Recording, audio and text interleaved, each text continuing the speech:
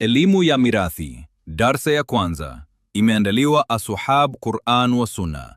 Ni msingi unaojulikana katika kutimiza haki ya kila mwenye kustahiki kurithi, kulingana na mafunzo na maadili ya Kiislamu. Hekima iliyotumiwa katika elimu ya mirathi. Mwenyezi Mungu amejalia mirathi kuwa ni nidhamu iliyonyooka na kuwa ni kanuni iliyo na hekima, na hupatikaniwa ndani yake rehma na uadilifu. Sharti za kurithi. 1. Kuwa na uhakika wa kifo cha mtu anayerithiwa, ima kwa kushuhudia au kwa kuhukumu kadhi, mfano, kwa kupotea mtu muda mrefu sana. 2. Uhai wa wenye kurithi ima uwe wa uhakika au kwa kukadiria, mfano, mama mwenye mimba. 3.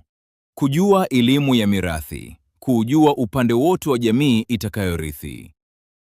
Insha Allah, itaendelea darsa ya pili katika chaneli yetu na group letu la Asuhab Qur'an na Sunna.